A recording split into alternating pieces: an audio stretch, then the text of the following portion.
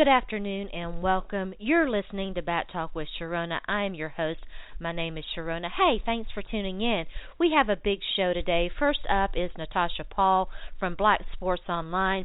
We'll talk about the biggest sports stories of the year.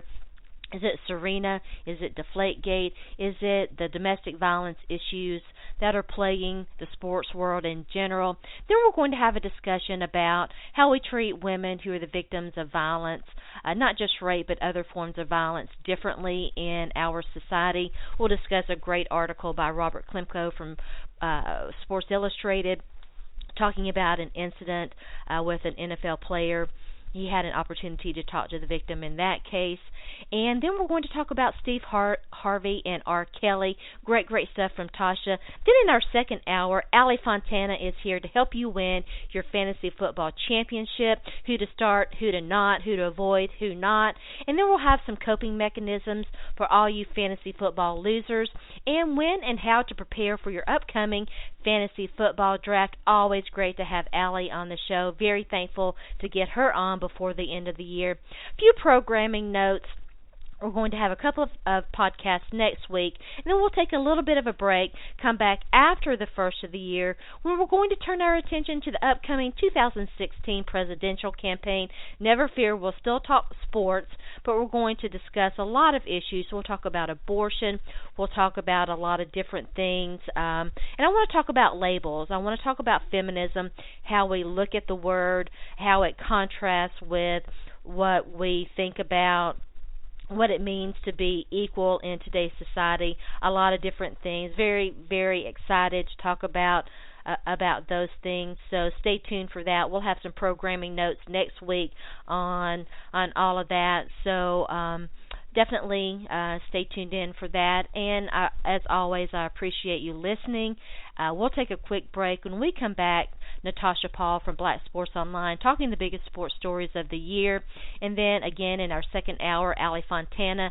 So don't go away. We'll take a quick break and then come back.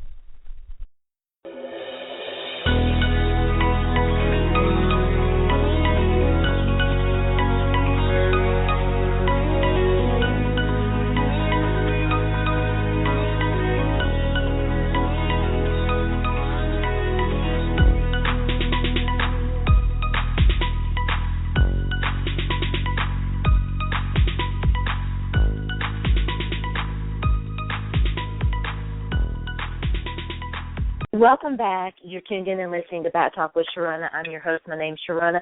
And as promised, I'm joined now by Natasha Paul, Sports Talk. Tasha, who has been a guest on this show before. It's always such a pleasure to have her. And so I'm thankful that she was able to find time in her very busy schedule to join me for today's show. Tasha, thanks again. No problem. Thanks for having me, Sharona. As always, it's fun to join you and do what you do. I really appreciate you having me on. Oh, thank you so much. It always is a good segment when you come on. Tell everybody listening out there, again, just a little bit about who you are. You write for Black Sports Online, or you did. Are you still doing that? I am definitely still writing for BSO. Okay, great. That's not going anywhere. In fact, I am now covering the Miami Heat for Black Sports Online. Oh, so cool. I am just about at every Heat game possible, and that's interesting to say the least. Yeah. To say the least. And, I'm just enjoying it, doing different things. I've been blessed to be able to go out and cover different events like the ESPYs this year, and that was absolutely fun, one of the most fun things I've ever done. And, just covering the Miami Heat, always fun, to be honest. And it's different, seeing things from the locker room perspective. Oh, I can imagine. Yeah. Yeah, the Heat are it's interesting. I haven't yet. Usually when my fantasy football teams are done. Fortunately, this year I still actually have two teams in the playoffs. I wasn't aware that my Yahoo team had made it. I hadn't been getting email notifications, so I still have two teams in the playoffs. I'm playing for the championship in both of them. But usually once, I'm done with fantasy football and the NFL, the regular season ends and, playoffs begin, I really turn my attention to basketball. That's when the SEC schedule begins, and really when the NBA teams are pushing for playoffs. So we didn't plan on talking about basketball today. I hope you'll come back and we can do that, though. Really would love to get your perspective on the Heat and talk some NBA action with you. Absolutely, anytime. You know I'm always down to join you, Sharona. So awesome. All right, so the first thing that we're going to talk about today, I tweeted this out this morning. What was the biggest sports story of the year? I got a couple of 5 answers, which I think is kind of interesting. I've talked some soccer here on the show, and obviously the FIFA corruption story is huge. But I don't know if that's the one that I would pick. I'll share with you guys what I'm going to pick. I want to talk to Natasha about it first. What do you think are the biggest sports stories of the year? I'll tell you what. Okay, so definitely FIFA is a big story in sports, but because soccer is not that big in the United States, it's not that big for us. Mm-hmm. Like Sepp Blatter and his corruption, we could care less about it because we're the United States of America and we don't care about soccer. So that's a big story to the rest of the world, and God bless them. But in right here, homebound, we care about the NFL. Yes. And the NFL has gone through it and back the last couple of years, and it didn't get any better this year. You know, the issues with domestic violence, it didn't go away. The issues with athletes getting in trouble didn't go away. And quite honestly, athletes or NFL players, for the most part, they're good guys. They're not out running through the streets doing crazy stuff. What happens is when you have the age-old saying, one bad apple spoils the bunch. Yeah, it spoils the bunch. So here you have Greg Hardy, who comes off this case, and, you know, he shows up to court in sneakers. I think it was Air Force One. Like, okay, I'm the man, and I know you guys can't do anything because you have no case against me because I paid off this girl. So, so when you have stuff like that going on, people are looking at it, okay, and they rant and they rave and, oh, the NFL is this and the NFL is that. But at the end of the day, there's still 20 million people watching the NFL every weekend. Yeah. Oh, absolutely. And it's still a multi-billion-dollar industry, and Robert Kraft and Jerry Jones and Arthur Blank and all these guys are still multi-billionaires. You know, so we can bemoan all we want about all the bad things going on in the NFL, the domestic violence, drugs, whatever it is. You know, so many guys in the NFL got suspended this year for PED use or substance abuse or something like that. And, you know, at the end of the day, it doesn't matter if they're still watching.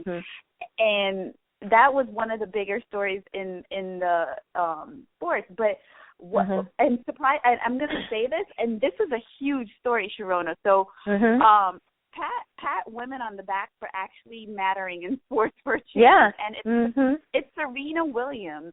Serena Williams came out the gate. I mean, what she was poised to do was one of it was going to be a moment in Black history. It really was going to be a huge moment in Black history because not only are you a woman, but you're an African American woman, and here you are. You could possibly win all the majors, and everyone was really wanting her to do it, but sadly, you know, it didn't happen. And but it doesn't really detract from how dominant she's been. No, it does not at all. You know, she's not perfect, but she's still amazing, and she's still one of the most. Exactly, she's still one of the most highly recognized athletes in the game. She's right up there with LeBron James. If you're talking like big stars, Serena Williams is just as big as a star as LeBron James. I would postulate bigger because, and let's face it, we talk about this, and I've talked about Serena a lot on this show. Women of color, Black women, women of color, traditionally have never gotten the accolades they deserve, ever. And for Serena to get those really is huge. I mean, LeBron James is a fantastic athlete, no question. Let me ask you this. Who do you think is the better athlete, Serena or LeBron? Oh, I think Serena. I would pick Serena. I think that she is a better athlete. Now, I think LeBron James is a fantastic athlete, and he's a great NBA player, but I think Serena is a more overall dominant athlete. Okay, if you say it like that, to say dominant athlete, then it's definitely Serena, because what Serena has that will edge LeBron is that she doesn't have that chip on her shoulder. Serena will go out there and literally, let me, for lack of a better word, she will murk her opponent. Yes, Done. yes. She will give the perfect and word. I've watched her play. And she sometimes gives them a sliver of hope just so she can play with them. Mm-hmm. She toys with her opponents. She toys with her opponents. It's awesome. So, and absolutely, when you're talking about dominance, LeBron doesn't have it like Serena, because for so many years he had that huge chip on his shoulder, and I mean, he really still kind of does have this chip on his shoulder. He just has not gotten over it, in my opinion. I mean, yeah, he won 2 championships in Miami, but what's happening is because he came to Miami and won 2 championships with the help of Dwayne Wade and Chris Bosh, everyone's saying, well, you can't do it alone. People are really big jerks for that, because nobody can. You can't win a team sport by yourself. It's just humanly impossible, unless you go into the movie multiplicity and multiply yourself literally. Then maybe you have a chance. But he's never going to win anything on his own. But because they have this this idea that Jordan did it on his own, forget about Scottie Pippen and all the other 13 guys on the team at the time, because they didn't help him at all. Right, exactly. Yeah, it's so interesting that you bring up Scottie Pippen. Yeah, LeBron, as fantastic as he is, you definitely have to have talent around you. And I would argue that, Chris Bosh probably helped LeBron win his championships in Miami as much, if not maybe even more so, than Dwayne Wade, who is a fantastic basketball player in his own right. And I don't mean to take, but during those years, and I haven't checked, I don't know what Wade's playing percentage time is this season. You might be able to help us with that, but he just didn't play that much. Yeah, he took a lot of PTO back in the day, and the thing is, when the big three were in Miami, they played a lot of minutes. They played upwards of 35 minutes easy every game, if not more, 40 minutes plus. So and D Wade, I mean, he's the type of player like Derrick Rose, and the fact that D Wade has actually survived this long in the league, being the type of athlete that he is, the way he plays the game, he's blessed. He really is blessed, because basketball players who play the game the way he does tend to get injured a lot, and that's why you see he got injured a lot. But his minutes this year has actually gone down a lot, because he doesn't need to do it all by himself anymore. The Heat have a lot of talent on the team, because they're not paying everybody that max contract. Right. So they were able to go out and get a bench. Imagine that. A real life bench that they can rotate. There was a lot of talk when the Heat signed the big three. This has been a few years ago, of course. The big three, when the Heat signed LeBron, and they really did hijack the salary cap in order to make that a possibility. And but it happens. Natasha knows this. I'm a big Spurs fan. They've worked the salary cap too. They just don't do it in such a flashy way. No, they don't. And then they actually, the Spurs have been, I don't know, they convinced Tim Duncan, who's by right an absolute superstar. He always takes less than what he can get, always. So it's just the way NBA works. It's an interesting machine. But let's get back to Serena, because we don't want to take away from her. No. Yeah. I mean, she absolutely, one of the biggest stories of the year is what she has done. And a lot of people, when she was not able to do it, they kind of were like, they wanted to blame Drake. Well, let's face it, it's always Drake's fault, right? I mean, come on. It's always Drake's fault. And then, you know what's so funny about that to me is that in the past, when athletes have floundered or whatever, they blame women. They blame their women. For example, you know, they blame Kim K for every bad thing that ever happened to every athlete that she dated. Yeah. And now you have Serena not accomplishing what everyone wanted her to do, and it's like blame Drake. So I'm like, wow, you can really tell this is a well, that's true equality. Yeah, yeah, right. We get to blame Drake for ruining Black history in America. I love that you picked Serena. I do, and I agree with you. I was going to pick Deflategate, but you know what? I agree with Natasha. I think that it has to be Serena. She was picked as Sports Illustrated's Sports Person of the Year, deservedly so. And then who knew that there was a horse Twitter? Horse Twitter came out and had, you know, was all up in arms about it. And, you know, we had to basically tell them to have so many seats. And, you know, it was pretty fascinating, the reaction to that. But, you know, I think back to Serena being dominant, I had a discussion on this show earlier on in the year, very early in the year, about who was the most dominant athlete of our generation, you know, of this generation, and I think it's Serena. Yeah, I think it has to be Serena. I would absolutely agree with you. She's the only one who's done it. You know, she consistently does it. I mean, she was really hurt at one point. She was really injured, and then to come back from her injury and just dominate. I mean, she's not getting any younger, but who could tell? Who could really tell? Yeah. It's very, very, very interesting. I want to ask you why. Go ahead. I wanted to touch on Deflategate real quick. I'll tell you why I did not pick Deflategate as a huge story. Deflategate was it was nonsense. It was the worst story ever. And, you know, I felt like they were trying to use this absolute rubbish stupidity to take away from all of what's really wrong with the NFL. I don't disagree with that. It was a complete detractor. Are you really going to tell me that somebody in the middle of the game felt the ball and was like, oh, this ball feels like it's 0.4 PSI less than what it needs to be? Shut up. Oh, no. Yeah. I mean, it didn't go down like that. Before the game, there were tampering charges filed. You know, the Colts filed. I mean, the NFL would never have taken on Tom Brady or the New England Patriots if the Indianapolis Colts hadn't filed formal tampering charges. You know, I mean, that's what started it all. And it started it all. I mean, listen. So it's kind of interesting.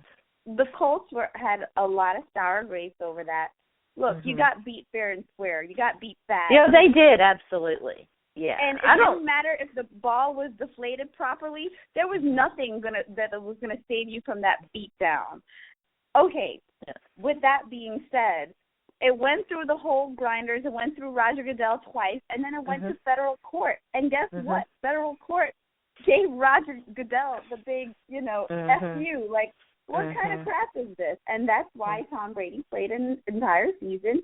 Deflategate was absolutely garbage. And, you know, everyone's like, oh, the Patriots are cheaters. Guess what? Every NFL team cheats. They all in different ways. Yeah, but, you know, the Patriots do it on a level that other teams don't do. And it's pretty interesting that the case was heard by a federal judge who is big buddies with Robert Kraft, who owns the New England Patriots, and who has donated large amounts of money to his political campaign. You know, that I honestly don't even know how that happened because the case was heard in New York, as far as I remember. So the case was heard in New York, and it is what it is. I think what happened with the Patriots and the NFL, first of all, Robert Kraft was a huge supporter of Roger Goodell. Oh, yeah. I mean, all the owners have been, because Roger Goodell has legitimately made them billions of dollars. Billions. Say what you want about Roger Goodell's managing of the NFL. Mm-hmm. He makes money for the league. He does. He's very good at making money for the league. Yeah, and let's face this, Roger Goodell doesn't do anything without the owner's consent. And he would have never gone after Tom Brady or the Patriots if other owners weren't telling him to do it. He just wouldn't have done that. And so and we don't know really who was encouraging that, which, he's beholden to. There are 32 majority owners in the National Football League, and he's beholden to all of them. And so we'll never know. Maybe we will. There was an ESPN report that came out. There were some anonymous, owners cited in there, talking about how they had for years been subjected to, different things, cheating allegations against the Patriots, and they wanted Roger Goodell to put a stop to it. It was all mishandled so egregiously that now, do I think Tom Brady cheated? Yes. Do I think the New England Patriots have cheated? Yes. Their misfortune is that they do it on a level that other teams are unhappy about, and so it's kind of that internal, thing going on. But, and I said this last week, the thing that's so annoying to me about it is I legitimately think Bill Belichick is a great coach. And so I don't even think that they need to. They probably don't need to. You're right, but I guess they do. But you know what they say, if you ain't cheating, you ain't trying, right? True enough. I guess. I don't know. There was let's go ahead and move on. I agree. I think Serena has to be the biggest story in sports this year. If she's not, there's something wrong. The NFL is always, kind of king. And you mentioned the Greg Hardy deal, domestic violence in the NFL, obviously a big story, and getting the discussion and the recognition that it deserves, domestic violence. We're going to talk about domestic violence, in a little bit more detail here in a few minutes. There's let's go ahead and talk about it now. Shoot, why not? There was an interesting article that came out. I don't know if you had a chance to read it. Robert Plinko, I hope I pronounced that correctly, at Sports Illustrated wrote it. He's a very, very good writer. I enjoy his work. And he did an interview with, he tried to contact, I believe, 7 or 8, let me pull this article up real quick, women who had lodged domestic violence complaints against athletes, NFL athletes. And only one of them was willing to talk to him, and he wrote an article about it. It's very, very interesting. Here it is. I just found it. It was an NFL player and his girlfriend. There was an incident. A maid had called the police. The cops came, and as it often happens, the thing about women who are raped or who are the subject of other violent acts is that they're treated so much differently than other victims of crime. And this is a great way to talk about it because this article really illustrates it. She, the police came, they took her to the police station. She made a statement. It was being discussed. I mean, they had been picking out an engagement ring, and all of that. So they arrested him. And what happened after that is the most interesting, to me anyway, part of this article. And you guys know I don't talk about it much. I don't write about it. I wrote one article about it, I think, my own experience with domestic violence. and I can tell you that this experience is fairly common based on my experience. After the incident happened and he was arrested, she was flooded with messages and phone calls and communications from his agent, from his friends, from other players' girlfriends, and, from so many people telling her that she better not pursue this. Basically intimidated, Yes. I think I know which article you're talking about. I definitely just think I know which article you're talking about. And I've heard about this before where wives or girlfriends who have been domestically abused felt that they were, trapped in a corner, like, everyone's on them, like, don't say anything, keep quiet, we gotta protect the team. It's all, we gotta protect the team, blah, blah, blah. It's always, it's not about you gotta protect yourself, it's protect the team. So, well, in my situation, I was very close to the mother and the sister, and both of them appealed to me, not to take this, any further, not to do anything, not to harm this person's career, this guy, this fairly well-known person, not to hurt his career, and it worked. It was successful, Yes, but that's, and this is the thing. You're not supposed to, in any other situation, you're not supposed to intimidate victims of crime. Imagine the mother of a dude who robbed your house calling you and saying, don't ruin my son's life. That just almost never happens. And if it does, it's dealt with swiftly and decisively.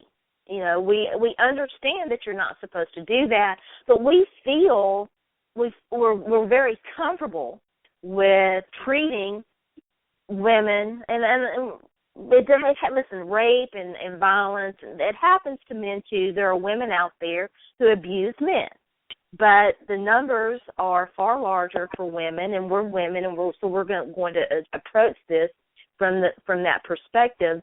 It's almost like women who have that happen to them, they are not treated like victims in other situations.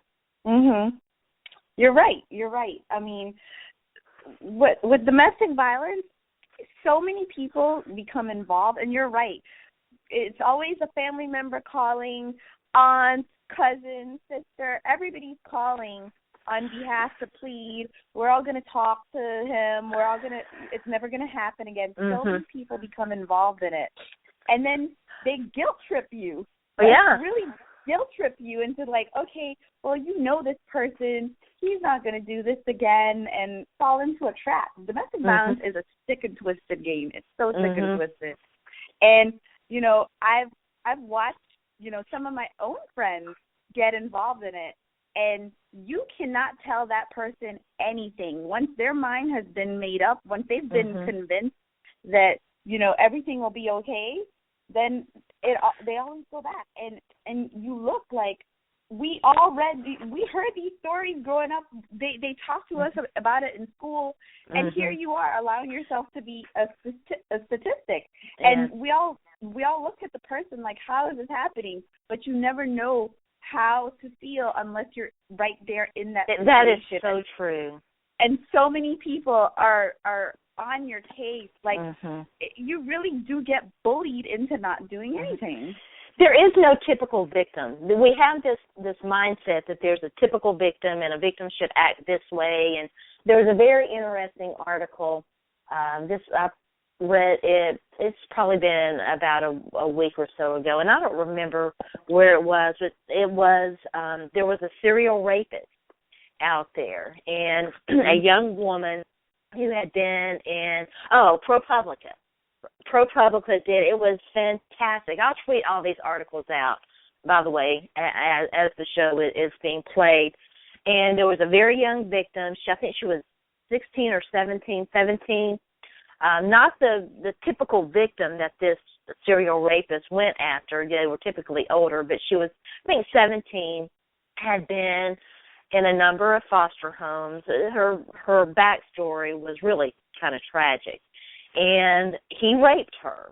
And she told her foster mother, her current foster mother, who really comes across as a very, sympathetic. And anyway, the police investigated, and she was forced to recant her charges because of some inconsistencies, which are really kind of common in these situations.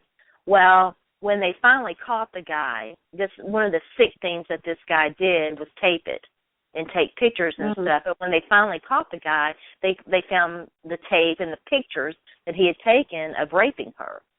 And but no, it's even worse, because I had forgotten the most sickening part of it. They charged her with a crime for false reporting her own rape, and it was the most disgusting thing. I can tell you from personal experience. I don't mean to make this. This is one of the reasons why I don't talk about it, is because I don't want it to be about me. But I can tell you from personal experience that when it happens to you, it's really hard to believe that it's happening to you. It's really hard to process that the person that you loved or liked is capable of doing that, and so often they use that love as the motive and the impetus behind the reason why. The reason why I got stalked and chased down the road and, my apartment was broken into is because he loved me so much, which is like the most sickest thing imaginable. But when you're in that situation, you literally have no idea how to handle it. It is pretty interesting. You sit there and you think, is this happening? And you try to make excuses. It's definitely a situation where, you know about domestic violence, you know about rape, you know about sexual harassment in the workplace, but that partner in that law firm that comes up to you and puts his arm around you and brushes against your breast or, what have you, you're like, did that happen? Did dude just really do that? And we often do question ourselves. As to whether or not it's really happening to you. It's pretty weird. Anyway, I didn't mean to make that, about me, but it's just an example of how, and I think we socialize women to question ourselves. Of course. Because even anytime there's any sort of abuse, it's always like, well, what did you do that caused it? What did you do to make him angry, Yeah, what did I do wrong? How could I have acted differently so that this didn't happen? There was I don't know if you've been on social media this morning. There was an interesting interaction. I don't know where it came from, but apparently a young female, 13, 14, maybe 15 years old, was, I guess depending on your perspective, there was a back and forth.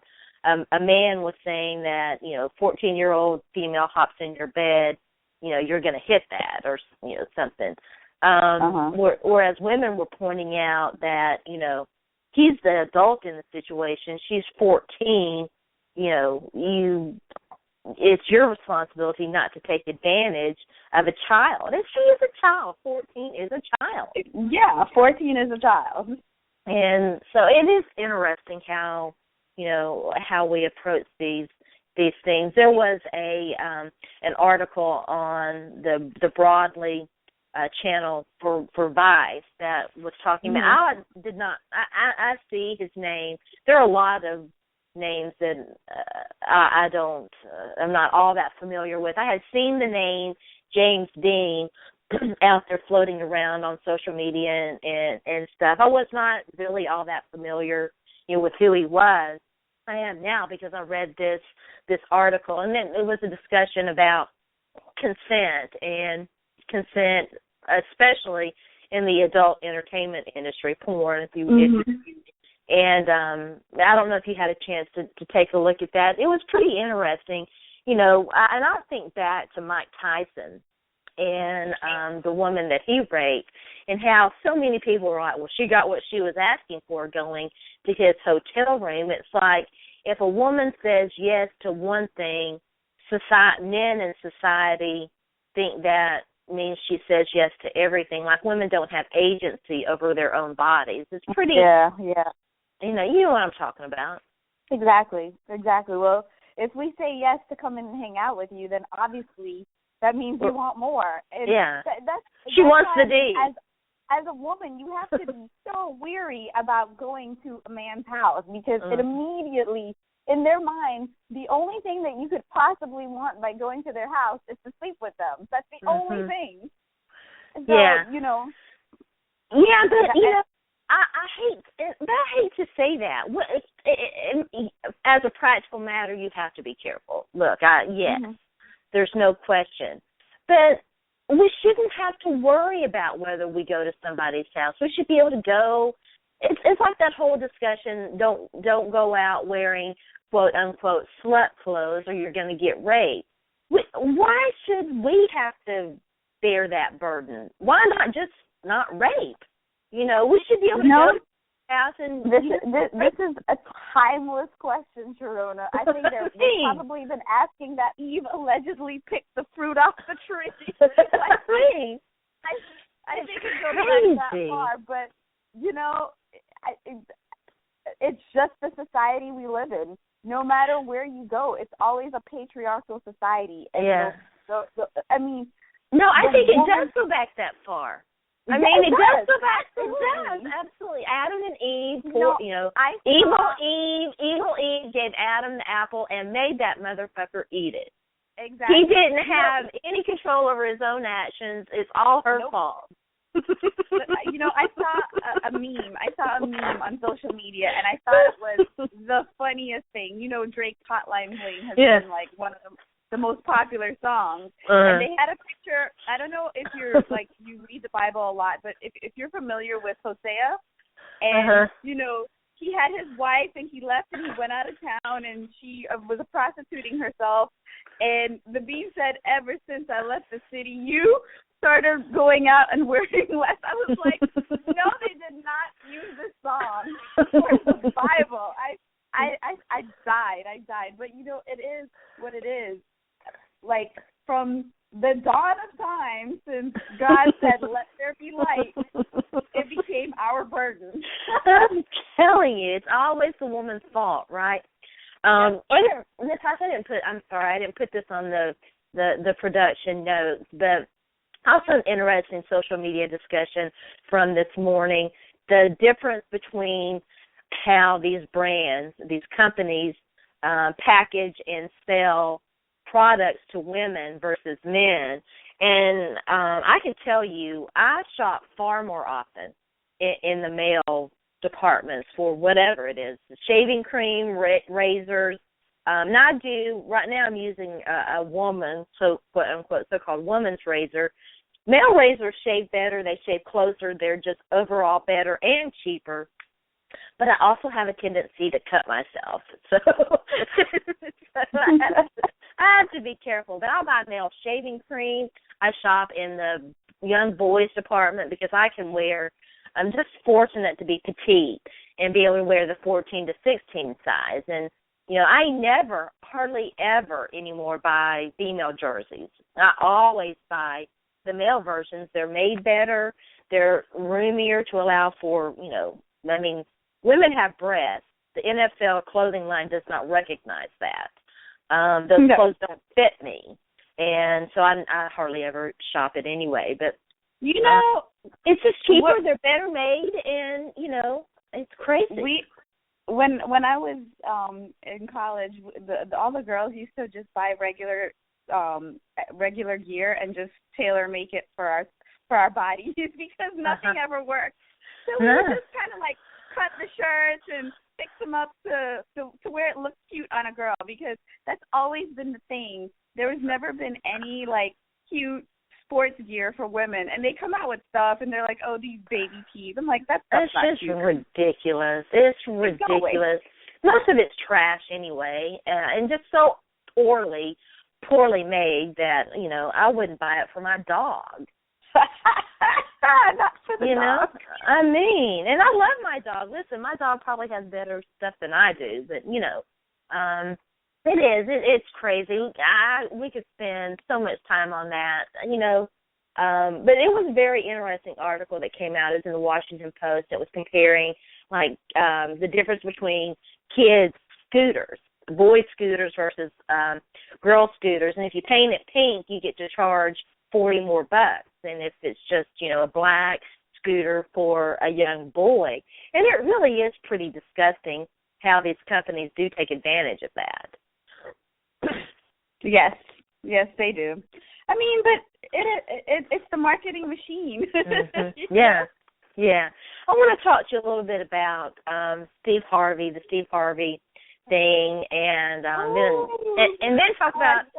I know, right? And then talk a little bit about R. Kelly, Justin Bieber, and other, and then other male stars who just do awful things that largely get a pass. But you let Serena, and what was it? She did a very famous dance, and she got all kinds of shit for it. So I want to talk. I think it was the Dougie, or no, was it the Dougie? I can't remember. It wasn't the Dougie. It was something else. It wasn't the Quan, I don't think. No, it wasn't the Quan. God, I can't remember, but you know what I'm talking about. I mean, I remember when it happened, and people were just all up in their underoos about it, and I was like, are you kidding me? You know? And it's like, and we're not going to talk about this, but it's, you know, the Brittany Griner, Gloria Johnson thing is pretty crazy, too. Maybe you'll come back and we can talk about that when we talk about the NBA, when we talk about the WNBA, and Gilbert Arenas. We haven't even brought that name up. I talked about him last week, too. That would be an interesting topic of discussion. But Steve Harvey. I don't like Steve Harvey. I think he's the worst. He was all over social media because of what happened with the Miss Universe contest. Mm-hmm. Do you think it was staged or not? It was definitely not staged. I watch pageants. I've watched pageants since I was a little girl because, you know, that everybody else in the world probably watches pageants other than, it's another thing. Like, pageants are really big worldwide, and we love them.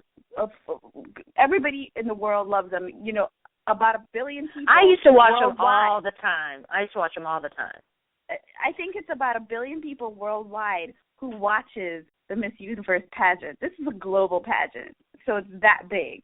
And so I've watched them since I was a little girl. I have never in my life seen anything like that. When I was watching it happen, like, I tell you, Sharona, the minute he walked on stage, I knew what he was about to do. And I was like, God, is this really about to happen right now? And when he said it, I was like, it happened. It's like, you just don't understand how crazy. How crazy. And I mean, if you go back to my Twitter, the night that this happened, I was like, no! Oh, God, I'm going to cry from laughing. It really was the most. It was the most epic fail in live television history. You had one job, read 3 words, and you couldn't even do that right. Yes, he had one job, and it was nobody else's fault but his own. And, you know, as I was watching the pageant, I'm thinking to myself, I think Miss Philippines, because her responses to the questions were brilliant. For some, you know, when you're asked something on the spot and you have to answer it immediately and you had no idea what you were about to get asked and sound intelligent on top of that, I thought her responses were brilliant compared to the other girls. Miss Columbia, I absolutely thought she was a stunning, stunning woman. She's beautiful. She's absolutely beautiful. And that isn't to take away from Miss Philippines. Miss Philippines, I looked at her and I said, gosh, she looks like the classic old school blonde girl. Like, I could totally she does. see her. Yeah. She looks like a Bond girl. She's beautiful. She's very beautiful. They're all beautiful. They are. They absolutely are. They're beauty queens. They're supposed to be beautiful. So I'm watching this and I'm like, wow. You know, when Miss Columbia won, or supposedly won, I said, okay, I could see it, but I really did think Miss Philippines should have been the rightful winner, which she ended up being the rightful winner. But man, that was an epic fail. It was so bad. It was so bad. And you know what? Live television, it's really hard to be on point in live television. It is. Yeah. This is why I don't think I could ever do it. I give Ryan Seacrest all the props in the world. I don't know how he does it. That man is brilliant.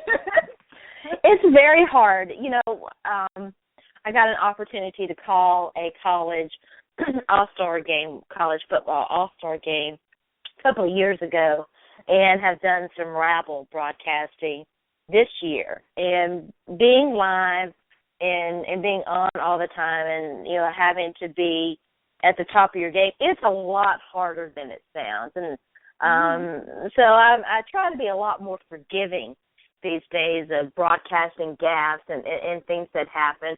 But that's different from looking at a card and reading a name. And you just got to read the line. First runner-up, Miss Columbia. The winner is Miss Philippines. And then not only do you screw up the announcement, but you go and apologize and you spell both countries wrong. Wrong! I mean, and you know, this like I you know, I love American people. I love America. It's a great country. A great country. No, it's not a great country. It's the greatest country in the world. It is. I have been overseas. I have lived overseas. America is the greatest country in the world. But with that being said, we're also very closed-minded to everything else but ourselves. We only care about America. Yeah, nothing else outside of these borders matter. In fact, when I say nothing else outside the borders matter, not even Alaska and Hawaii really matter that much. Really don't. No, or Puerto Rico. Yeah, Puerto Rico is nothing. They're just a territory. Let's be honest. If they were anything else, they might have already been. We like our 50. I mean, we pretend to like our 50. If they were anything else, they might already be considered a state. Yeah, exactly. I mean, anyway, they're we don't right want to get into that. Exactly. But what it is like when Steve Harvey tweeted that, I was like, this just goes to show you how little Americans care about the rest of the world. He couldn't.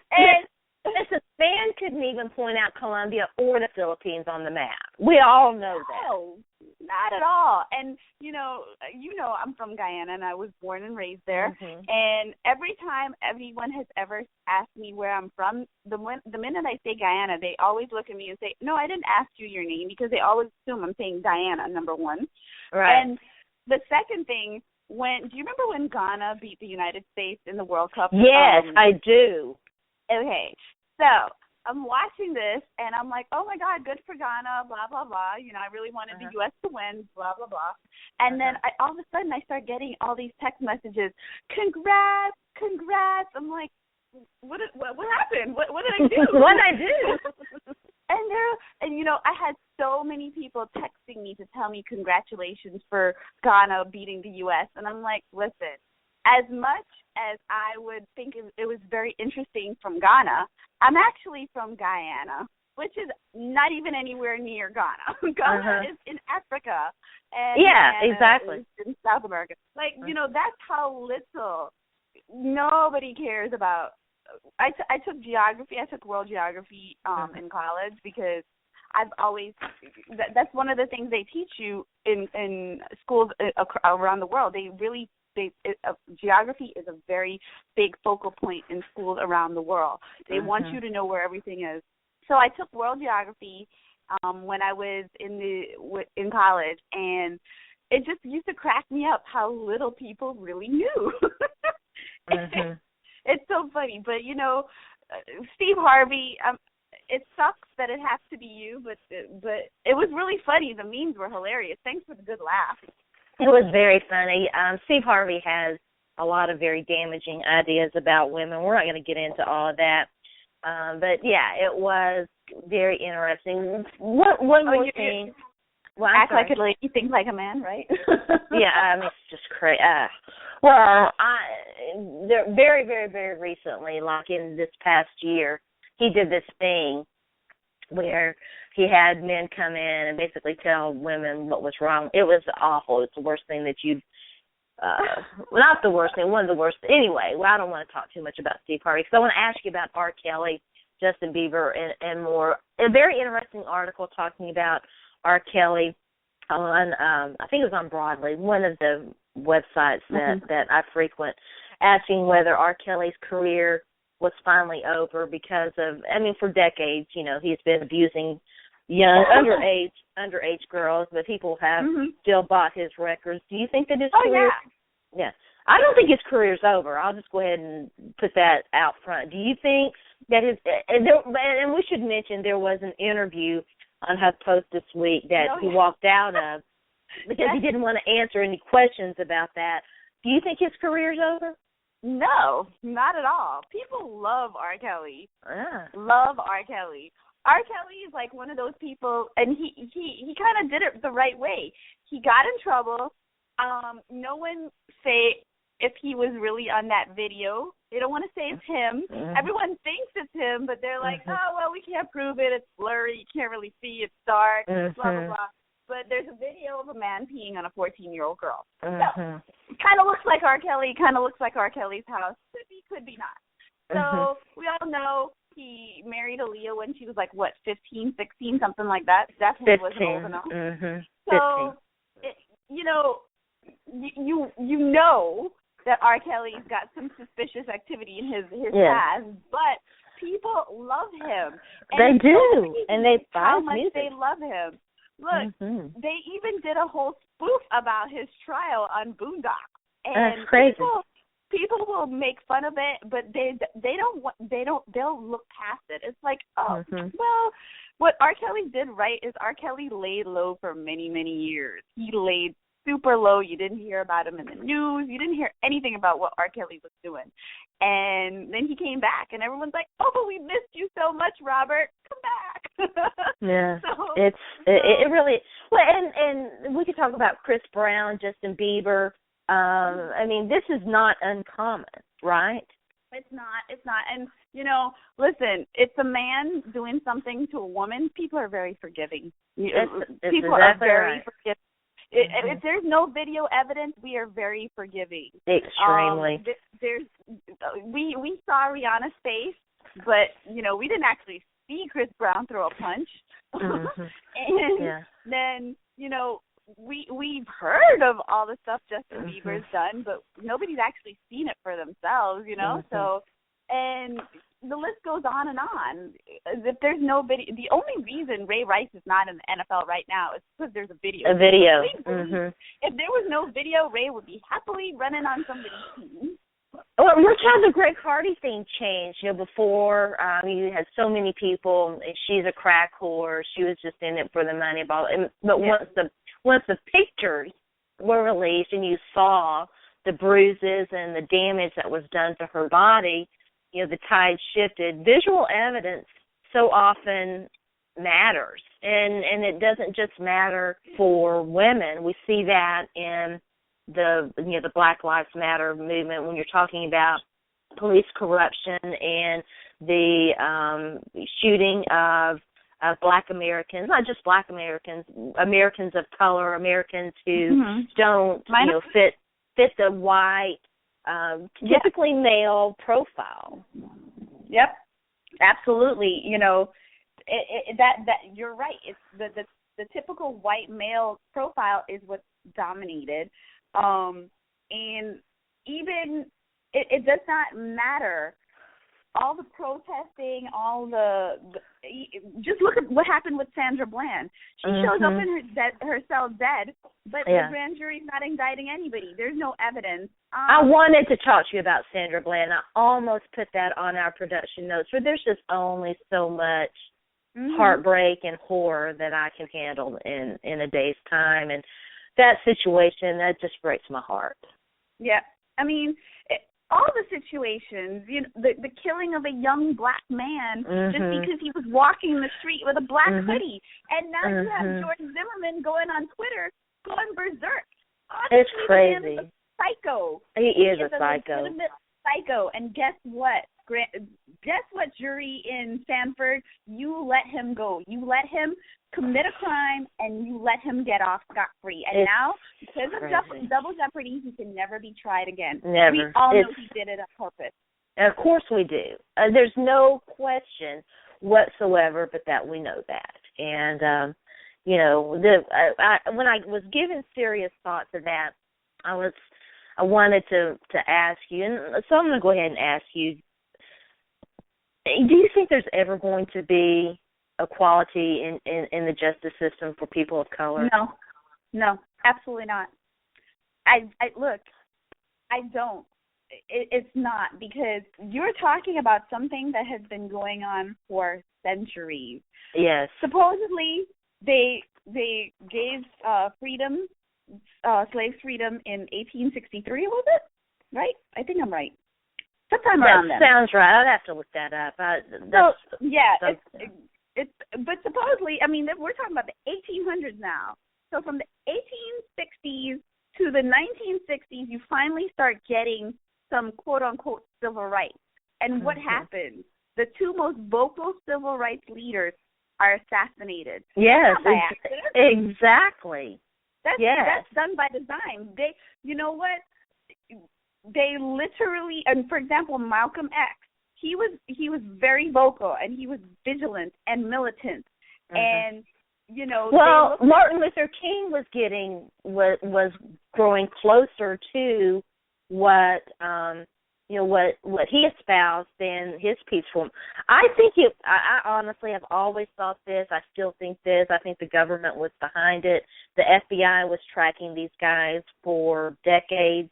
And I've heard stories where they used to send the FBI used to send Malcolm X's wife, evidence, because we know he was a bit of a womanizer, but they both were. They both were.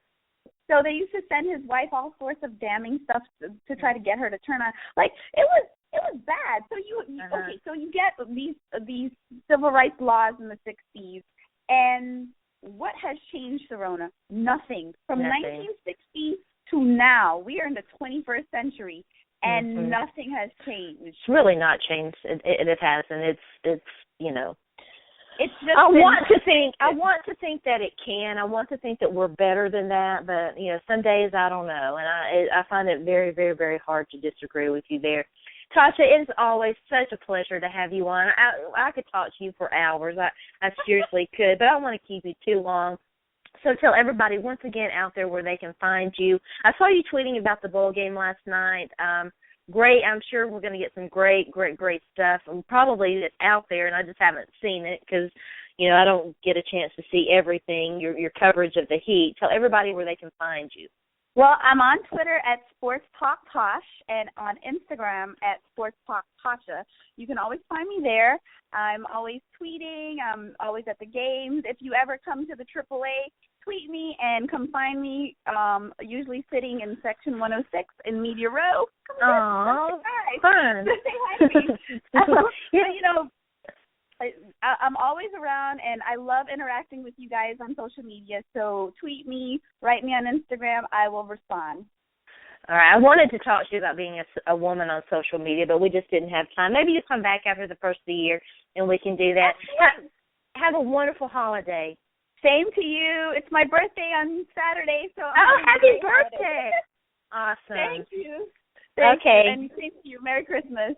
Merry Christmas. Thanks again. Bye-bye. Bye-bye. All right, great stuff as always from Natasha Paul from Black Sports Online. Up next, Allie Fontana to help you win your fantasy football championship and coping mechanisms for all you fantasy football losers. You're listening to Bat Talk with Sharona. We'll take a quick break and then come back.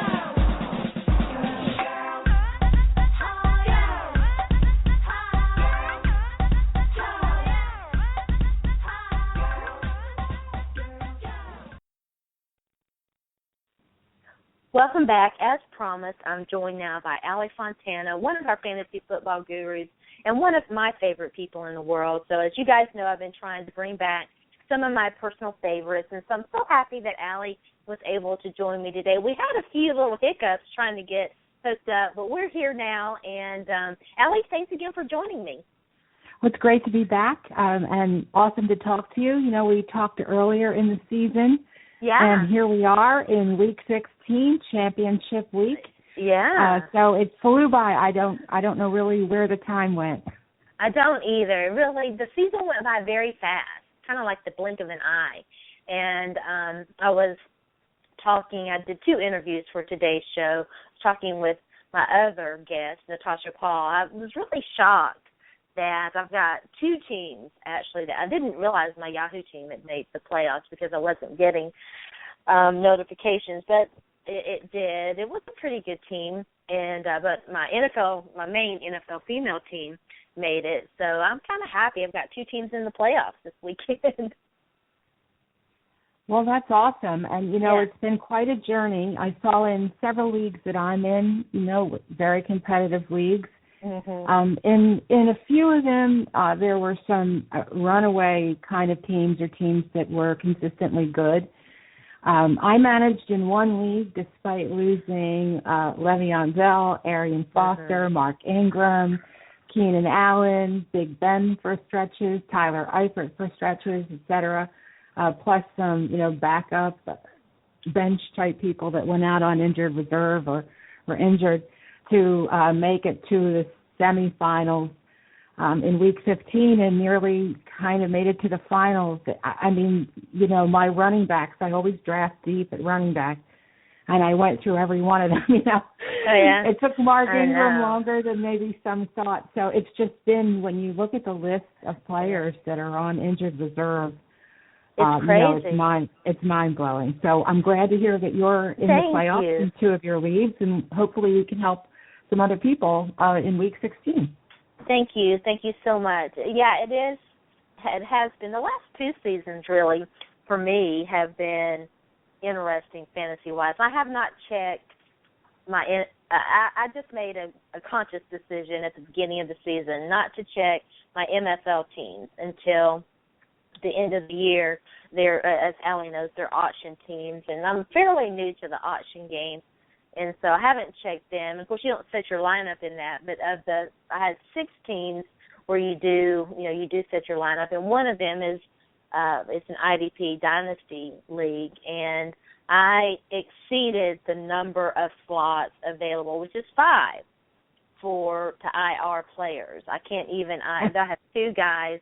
Steve Smith is one, and there's another one that I can't even IR. I had Jamal Charles, Le'Veon Bell, Arian Foster, Kelvin Benjamin, and I forget. I may have to look that up real quick. I forget this guy. So, yeah, you know, the injury aspect, I think you and I have talked about this before. The injury aspect really, it's kind of starting to eat away into my enjoyment of the game. I hate to say that, but it just is. And I have not yet seen the movie Concussion. I do intend to see it. And you know, I just, you know, with the Chris Borland stuff, you just wonder, you know, I think that football is always going to be around, but you wonder what the future does hold for the game.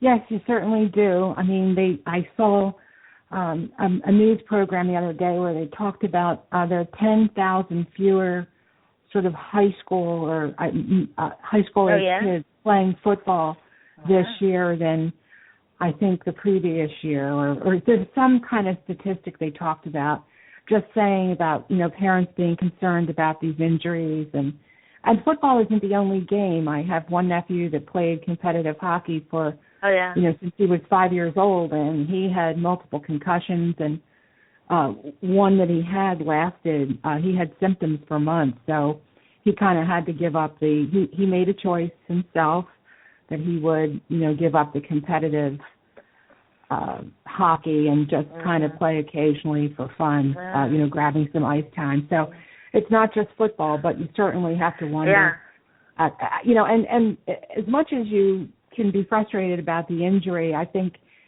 the more frustrating part is just players and we had so many of them who underperformed this year. Or in some cases it was, not solely the player's fault. You could look at usage in certain systems like a Lamar Miller. I mean, some inexplicable usage of a guy who, when you watch his game film this year, looked really, really good.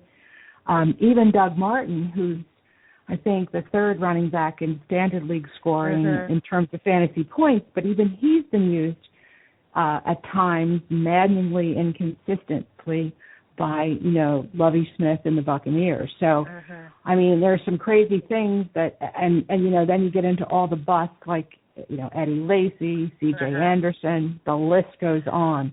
I didn't have Eddie Lacy, but I definitely had C.J. Anderson and Jeremy Hill. I consider Jeremy Hill a bust. He is a bust. I mean, you would absolutely say that because where he was drafted and how he performed. And, again, some of these players, had a spell or two where they performed or he had, a multiple touchdown game. But, when you draft some of these players in your first couple of rounds, you are expecting, unless they are injured, that they are going to be people that you start without thinking about it.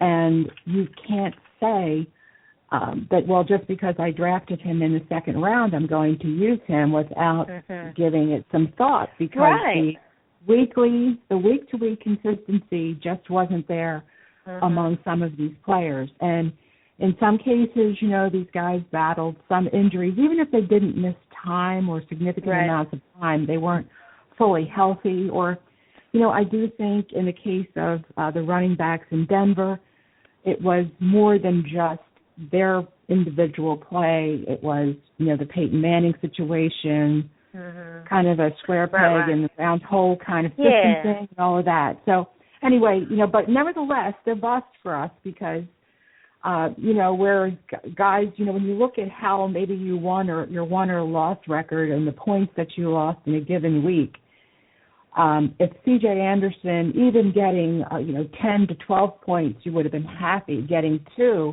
that could be the margin of difference in any given week. So I saw a lot of 7 and 6 type teams going into the playoffs leagues where there were tons of people with those kind of records because, different people had different configurations of these players that didn't perform consistently from one week to the next.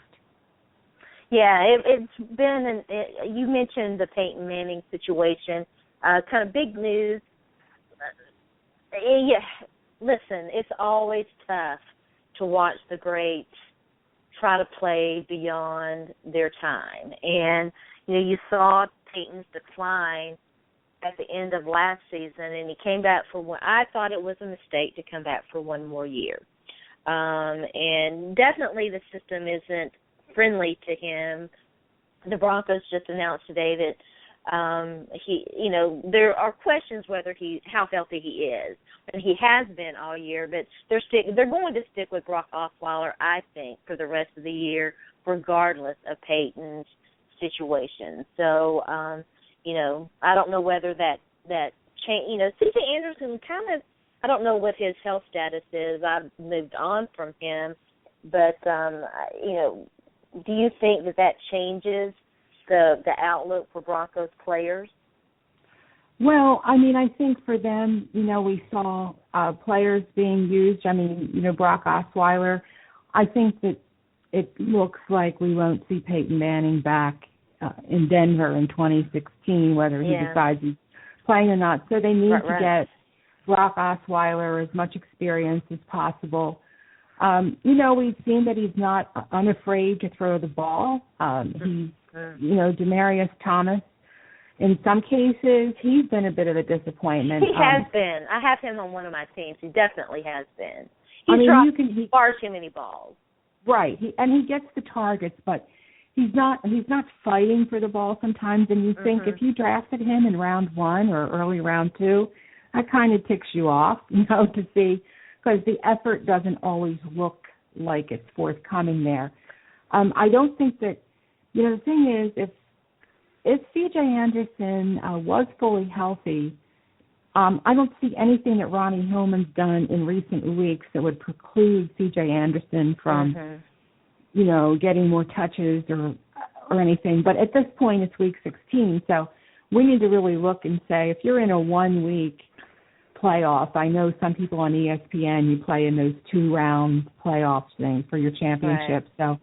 But if you're in a one-and-done week this week, I'm not looking to put C.J. Anderson in my lineup. And frankly, if I can help it, I'm not putting Ronnie Hillman in either. But we've had so many injuries, and again, we've had some people that, while they may not be on an injury report like a Chris Ivory, he's kind of taken a step back in recent weeks, and you have a guy like Bilal Powell who stepped up.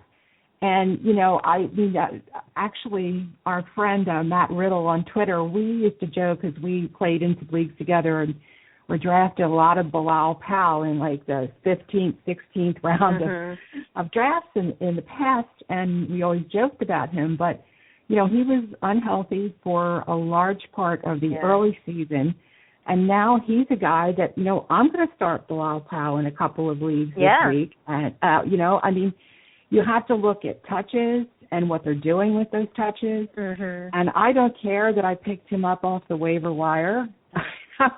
He's a guy that's producing. So I think we have to kind of divorce ourselves from players that if they have a good matchup and they don't, but they're not getting touches or they're not performing even with a good matchup, unless you're truly desperate, you need to forget about them and go with somebody who, has been getting it done, particularly in the last stretch of, 3-4 weeks. Because, that's our recency. That's what we have to go on, not somebody who might be good just because the matchup's good. Yeah, Bilal Powell's interesting. I had drafted him in the later rounds of the Scotty Fishbowl League and actually played him one week because my roster was such a disaster. That's a deep league. And as the season went on, I had several Packers wide receivers. And, of course, I had Jordy Nelson and Devontae Adams and even Ty Montgomery. And so toward the end of the season, I was forced to I think I dropped him and had to pick somebody else up. And now, well, of course, now I'm not in. I've made a round or two, but I'm out of it now. And so, you look at it now and you're like, wow, why would you do that? But when you've got guys that are injured, sometimes you're forced to make those decisions, and doesn't necessarily always turn out for you. Let's talk a little bit about why about how to win your fantasy football championship. What strategies you recommend? Of course, we're going to talk about starts and sits and working the waiver wire too. Well, again, at this point, if you're in a 1 week, hopefully you've constructed a lineup that you're comfortable with, that you rolled with hopefully last week. Last week was a killer for a lot of people, with some other folks going down on it with injuries and all of that. So you're looking for, if you have a solid team with people that have been consistent performers, I don't think you change your strategy. If you look at the person, a lot of times, you look at who you're competing against. Sometimes we may be playing a team that's, looks on paper to be stronger or conversely not as strong as ours. And so you try to see, do I need to go with the upside play there just to give me some juice as opposed to somebody who might get me 8 to 10 points? And conversely, sometimes we want to be a little bit safer. So, as I said, I'm looking for situations this week where I think you have to look at how the player's been performing, what the matchup's like, go back and look at how many looks or touches are they getting, targets. Even with a drop, look how I'd rather play Ted Ginn, for example, and some other players that were drafted probably early to middle rounds just based on performing. I sat last in week 15 in one of my leagues. I sat Calvin Johnson, and decided to play, Michael Floyd. Michael Floyd could have had a better game, but still he got more points than the 2 points I would have had from, Calvin Johnson. So I just think you have to look and see, is the player, he's not healthy, he's a glorified decoy, so you don't make rash judgments. A lot of people in Week 15 had fielded a lot of Bryce Brown questions. Mm-hmm. And my feeling was he's very talented, but it would be sort of a risk to roll with him in Week 15. Yes, he could go off, but he could also get you, 5 or 6 points. So, and what we saw was, in that whole situation was very complicated. So still you have Kristen Michael, Bryce Brown, Derek Coleman, and Fred Jackson. I'd prefer not to use any of them. Yeah, really. But if you have to use one, I'd probably say use Kristen Michael because we saw him get some work. But just know that if you're in a 2-week playoff situation and you used Bryce Brown last week and he didn't come through, I wouldn't necessarily drop him because Pete Carroll said this week is going to be, the hot hand kind of approach. I'm not playing either Lamar Miller. It makes me kind of sad to say that, or, Eddie Lacy. That's definitely over any bit of sadness with Lacy. I'd rather play, for example, Cameron Artis-Payne, or if Denard Robinson is healthy and gets a start, people that are going to get touches. You can't possibly understand what they're doing with Lamar Miller in Florida, in Miami with his usage. So I'd kind of look for players that are maybe going to get a little more work if you really need to go that route. It's even quarterbacks. You may be able to find somebody that can get you a better return than Aaron Rodgers. I mean, he's not killing you if you have an overall sound team, but you have to really look for who's going to get me the points to pull out this win. So, and now we've seen players like, it's hard in our minds to reconcile would I really use Kirk Cousins over Aaron Rodgers, but look at Kirk Cousins' stat line. I think I would. Right. Yeah. It could. I joke around on Twitter a lot. People take me too seriously at times, but Kirk Cousins has played pretty solid this year. I don't know that he's getting he's getting some recognition in some circles. Aaron Rodgers, on the other hand, overall, his season's been a big disappointment. It has, and you can attribute some of that, obviously, to, I think, not Jordy Nelson. The loss of Jordy Nelson kind of set that in motion, I think. And then none of the other receivers, when James Jones was first signed with the team, he was kind of that dump-off guy, the trusted receiver. Yeah. But he can't be the guy, the only guy that you have. Plus, they didn't have the running game going. The O-line wasn't great early on. I mean, there were lots of issues there. So, it just hasn't been the season for these huge games. And he's been off, too.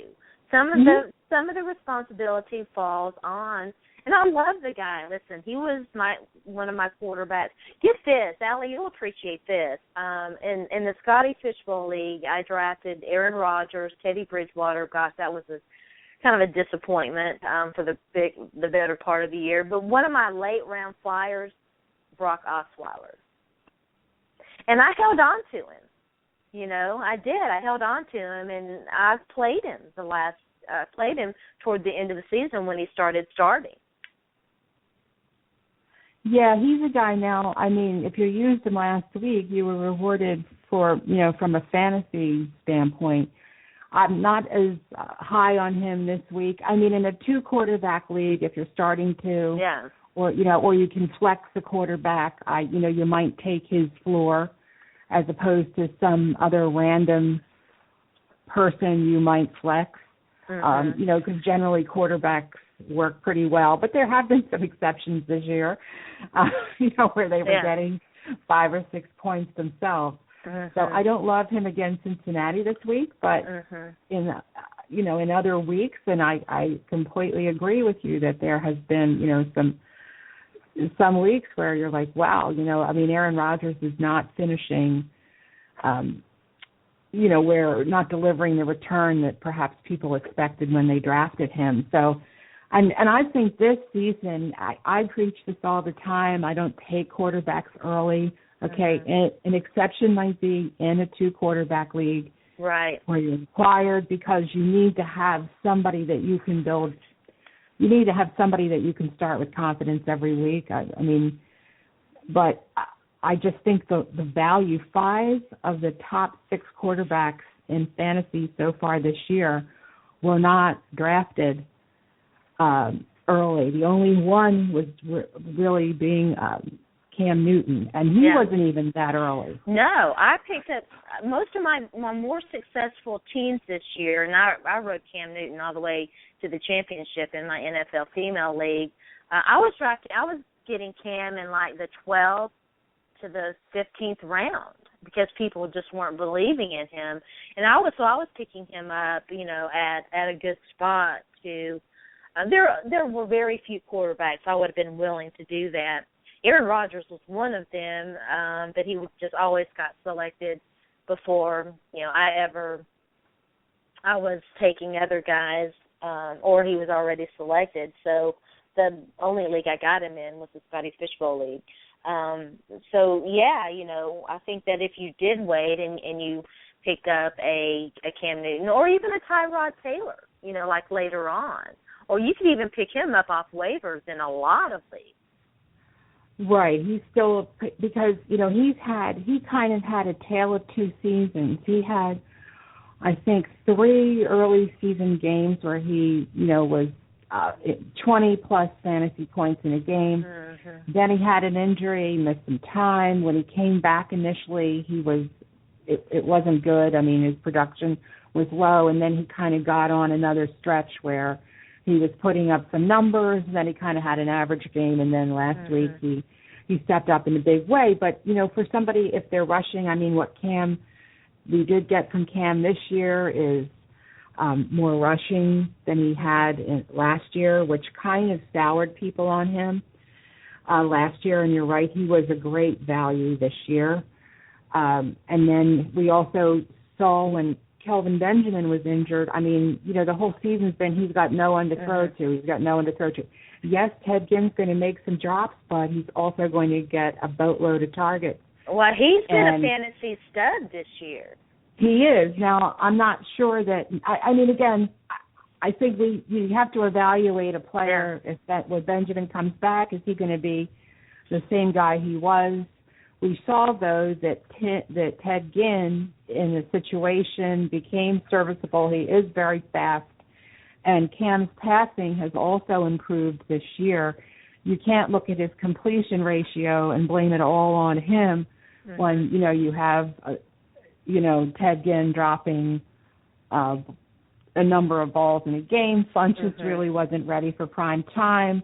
He really wasn't.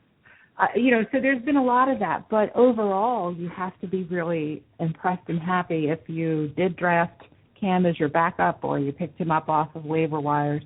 He had his worst game of the year was week 1, and in ESPN standard scoring, he had 12 points. And outside of the 13-point effort in Philadelphia midway through the season, he's been, 20-plus fantasy points. He's not really getting you fewer than 17 or 18 points a week, and then many weeks he exceeded that. So you have to be happy with that, and especially because it's very difficult to trust people. Carson Palmer was another quarterback that was great value. He was a QB2. I drafted him sometimes as my first quarterback in like the 11th round or something, and then sort of loaded up.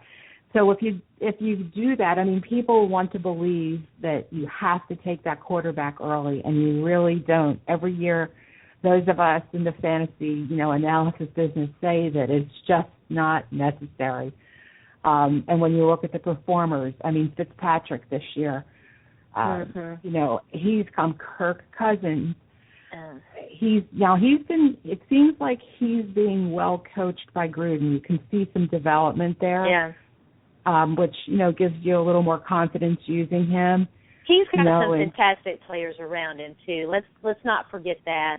Jordan Reed, you know, the injury issues are concerning. The concussion history is concerning, but he's a fantastic player. You know, Pierre Garçon, maybe one of the most underrated wide receivers in the league. Deshaun Jackson's had some great games. I mean, he's got some legitimate talent around him.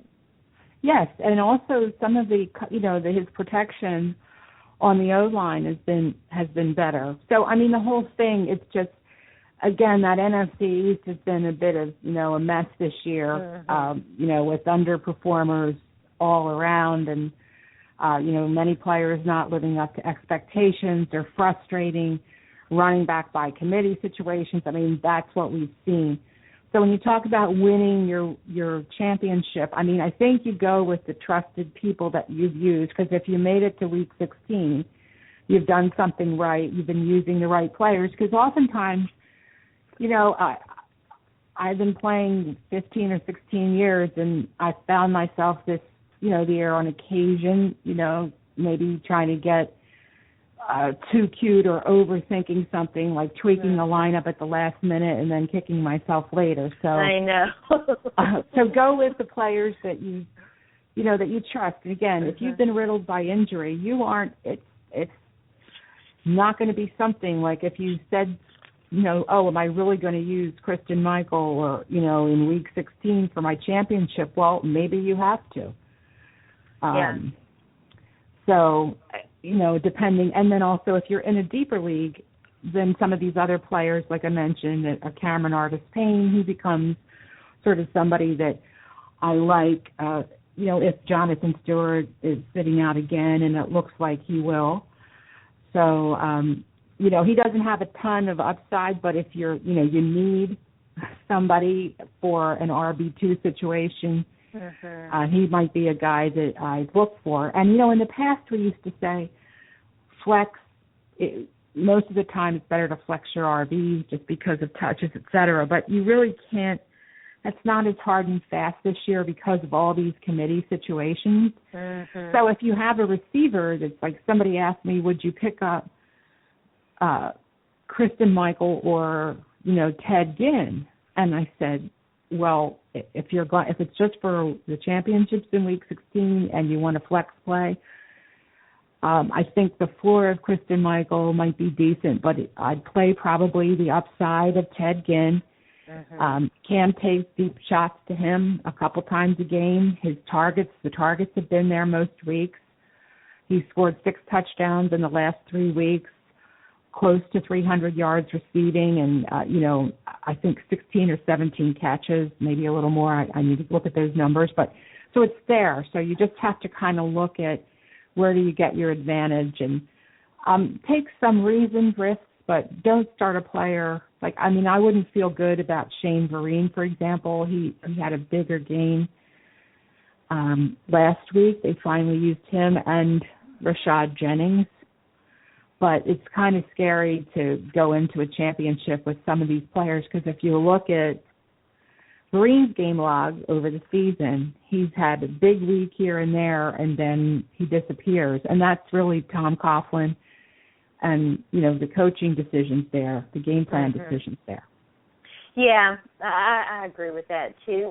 Let's go ahead, excuse me, and just talk about, we've probably touched upon some of them, but who would you name as your fantasy studs and fantasy duds for 2015?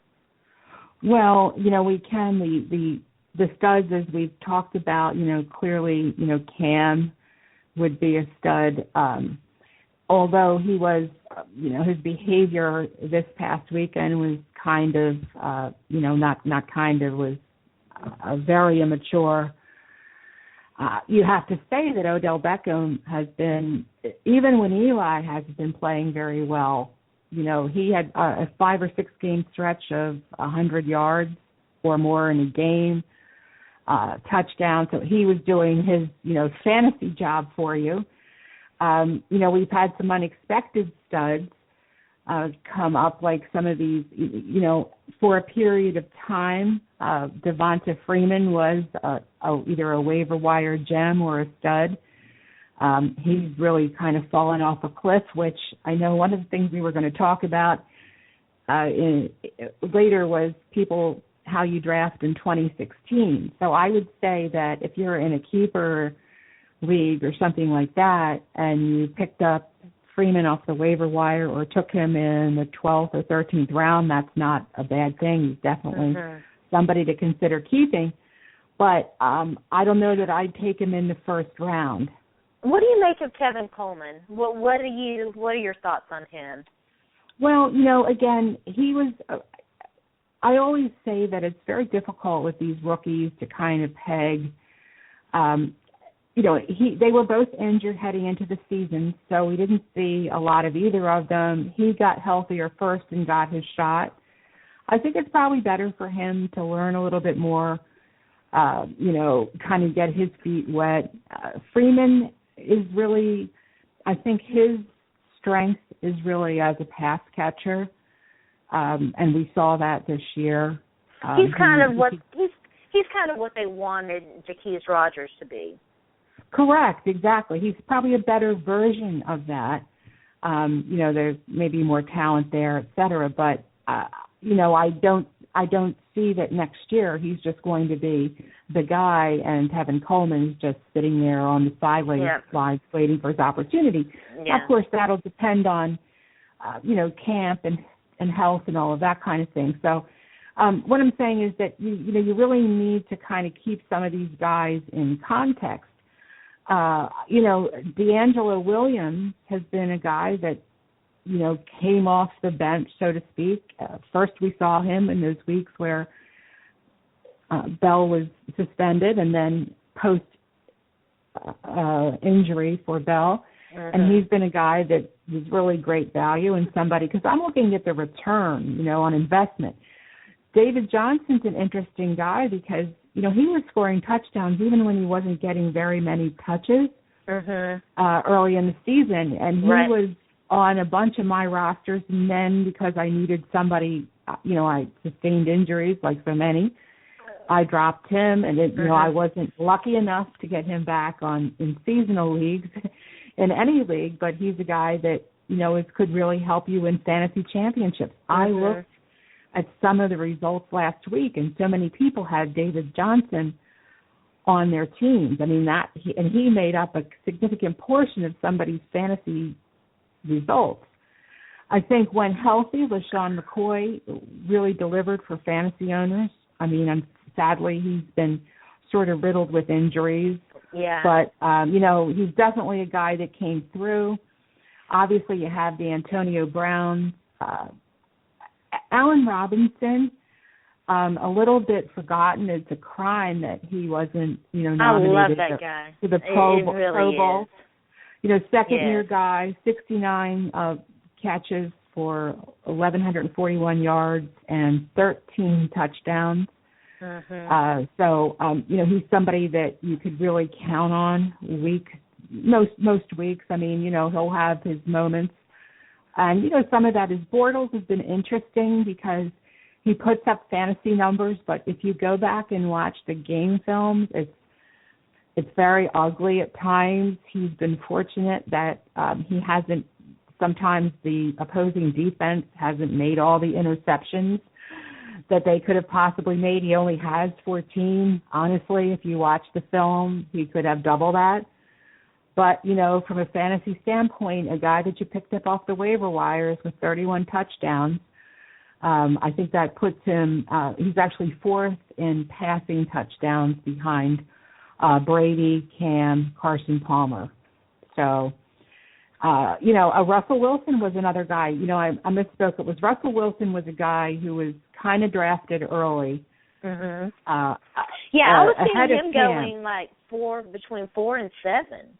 Right. Russell was the guy. It wasn't Cam. Cam went later. It was Russell Wilson was the only guy because, Tom Brady, a lot of people took him as their second quarterback or took him late because of Deflategate and his, whether he would be available or not. Right. Phillip Rivers was, a stud for a long stretch of time. They did hit a wall there in San Diego with the injuries out the wazoo, both on the offensive line, losing Keenan Allen. That was huge. Yeah, so, there's just been some things there that, kind of affected his system, but his consistency later. But, we saw last week he was capable of putting up another big game. So, I like him. As far as tight ends go, Greg Olson was one of the, I think he was maybe the second tight end behind Gronk drafted this year, and he's come through 71, 1048, and 7 touchdowns this year, so he certainly earned his place. An unsung and undervalued guy. We always talk about him on Twitter, Delaney Walker. Well, my mad love for Delaney. So, we saw, Jimmy Graham was a huge bust for fantasy owners. Yeah. I wasn't very high on him just because of where you had to take him. If I was going to take a flyer if I wanted to get somebody stud-like, I typically went for Tyler Eifert, who was available kind of in the 9th or 10th round. And then I also had some Kelsey. Now, he's definitely a disappointment, probably less to do with his own ability and more to do with just the system that he's in. Just the 4 touchdowns, a guy like that, you would hope that he'd be used more in the red zone. But nevertheless, the tight end situation, as we say year after year, is kind of a revolving door for many of us. So, you kind of go across and you look, and we talked about so many of the sort of bust running backs this year. We might be surprised that Darren McFadden right now is probably, I think he's in the top 15 in standard scoring. He probably have a bump up in PPR there. Would I expect that to continue in 2016? Well, we'll figure that Dallas will do something about their backfield, so maybe not. Mark Ingram was a great value and very consistent for a long stretch. It's a shame that, he went down with the injury, and he was a better PPR play. We used to say, he's good in standard scoring, but he's actually had 50 catches for 405 yards this year, which is, a much higher total than he ever had.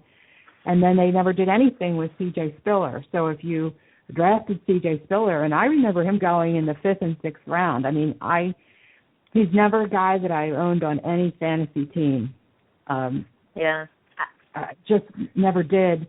I was big on him a few years ago, and then it really went down. I don't own him either, didn't even look his way this year. I want to back up to something that you said earlier and get your thoughts on San Diego. Obviously, a lot of turmoil surrounding that team. Phillip Rivers, really a disappointing season for him. But Melvin Gordon, I still think he is going to be a good running back in this league, but definitely a rocky rookie season. What are your thoughts on him? Yeah, I have real aversion to writing people off after one season. Yeah. And especially a rookie season. It just seems so unfair to do that to a player. It just really not a good thing for. Sorry about that. Not a good thing, Gordon. I am a firm believer that a player like Melvin Gordon, we've seen many people put unrealistic expectations on a rookie running back or rookie players of any ilk. We need to allow players to develop. I did think we saw at times a glimpse of the talent. I think that, sometimes the situation just doesn't work. As I said, there were other issues in San Diego. Their O-line was just decimated with injury. Very, very difficult. It really was. So, he's not a guy that I would stay off of for sure. There was nothing that we saw from him, I think, that would make you say, stay away. It could make him a better value next year because people, will kind of be soured a little. There's, some of that kind of thinking. But No, I think that Melvin Gordon has a bright future. I wouldn't write him off after one season. And we've seen this with many talented players in the past where they struggle the first year. Sometimes it's just growing pains, and then other times it's just some things that are outside of their control that make it not the season that we sometimes expect. Yeah, I completely agree with that. Fantastic talent. Still really like him a lot. I didn't mean to get you off your game, but I definitely wanted to get your thoughts on Melvin Gordon. I want to ask you about being a woman on social media. That's a topic that I definitely want to talk to you about. But before we get there, survival techniques for fantasy football losers, of which I consider myself one, because out of 6 teams where I had to set my lineup, only 2 made the playoffs. So what do you recommend, survival techniques for fantasy football losers? And then we're going to talk about preparing for next year's draft. Well, okay. I mean, I think it depends. Some people, they want to stay in the game. So if you haven't been soured by the earlier scandal with, the DraftKings or FanDuel type thing, that's a great way to scratch your itch through the playoffs. That's a lot of fun, and you get to pick your lineup or join a playoff fantasy league. I'm in a couple of them. There are sometimes different rules as to how they work. I actually play in a couple IDP offense combo leagues. Yeah. Oh, wow. And that's sort of fun. And usually you have, like a maximum amount of time you can use a player is twice. So you have to be very strategic about how you use your starts and things like that, and then sort of picking players as they kind of proceed. You sort of have to have a sense of what teams you see advancing, et cetera. So they're kind of fun. I'm also playing Pat Mayo from Roto Experts. He does this. I do not watch this Bachelor show, but last year I'm playing in this fantasy Bachelor league. Oh yeah. And the only thing I did was I watched some kind of like one show and then read some bio stuff on these women who are the contestants. And this year he's changed the rules. This year we're doing like a salary cap thing, and you have to pick. So you basically construct a team. Last year it was like, there were 3 tiers of women, and you kind of had to have somebody in each. I think we did two in each tier. And then there's a site that actually creates all these points for every time somebody says, I'm not here to make friends, you get so many points. And so it's kind of a fun thing, and I'm going to do it again this year because, like I said, I don't watch the show. I pick the team. Once you set the lineup, it's kind of like DFS or not DFS. It's kind of like an ML10 or something or an ML50, where you just kind of set the lineup and then you see how they progress. And it was a great deal of fun. So, I mean, that's my kind of thing. If you want to stay in some sort of fantasy thing, I think DFS or a playoff fantasy league is a good way to scratch that itch. It's kind of like, we go through withdrawal symptoms. Yeah. Yeah. Some people just get ticked off and want to just forget about it, and they're angry. But, I think it's fun to kind of wean yourself off of it. And honestly, I'm religiously doing rankings this year for Fantasy Pros, and that is so stressful to get all of those players right. I mean, I know that there's people that can probably have some great system, but, doing that for 17 weeks, plus, I did the pre-draft rankings and all that. So by the time the season ends, I'm kind of happy to take a little bit of break from, thinking about that. I am too. I take a break. When all else fails, when in doubt, just drink. That's my suggestion. Right. So when do you start preparing for your upcoming fantasy drafts, and what strategies do you utilize? Okay, well, I mean, here's the thing. If I was as a fantasy analyst, I usually give myself, after the Super Bowl, I kind of chill for a month or so. I don't think about it. But, it is important for the work that I do and many others, that you kind of pay attention to off-season moves. And, because you'll see the draft, you'll see free agency, all that kind of thing. So I think for like the, competitive but sort of your average / competitive fantasy player, really until sort of training camp starts, I wouldn't do too much unless you happen to play, like while we were in the fishbowl